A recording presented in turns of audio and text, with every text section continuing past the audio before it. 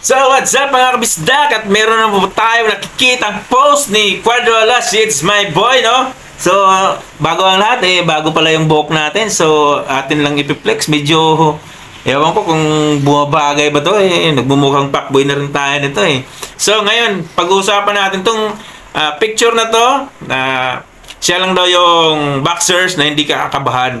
Totoo naman, di ba? Kasi pag pumorma yan, talagang solid yan.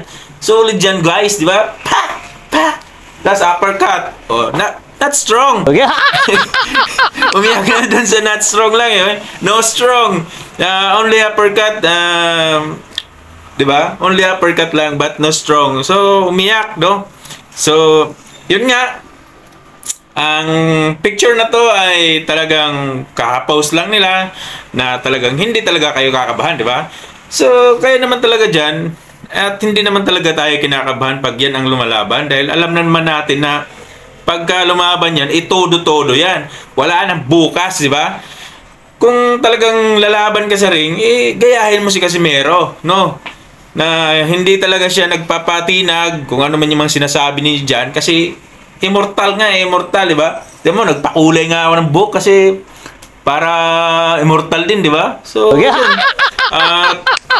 Sa mga nagsasabing Marlon Tapales versus Casimero, opera nyo siguro ng maganda-ganda na halaga. Siyempre, importanteng tao ngayon yan dahil alam naman natin na naglabas na ng ebidensya si Kuyang Joseph, no?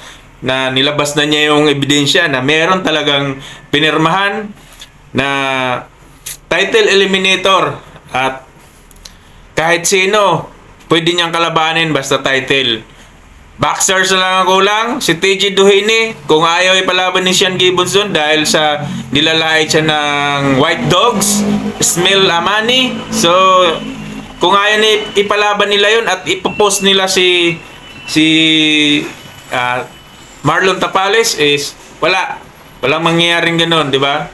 So, sa kabilang kampo naman, sinabihan lang ng no strong, umiyak na, di ba? Ganon katindi. Huwag ka ngayong iyak yang iyak. Kasi nga,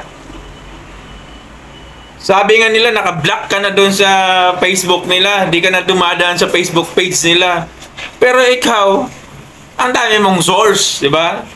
Nakikita mo pa rin yung mga post nila. May sinabihan lang na Tapales is only uppercut. Oh, di ba? But no strong. Pag-react ka na doon sa video na yun na parang iiyak ka na. Oh, kung mayabang ka, kung hambog ka, ilabas mo yung hambog at yabang mo.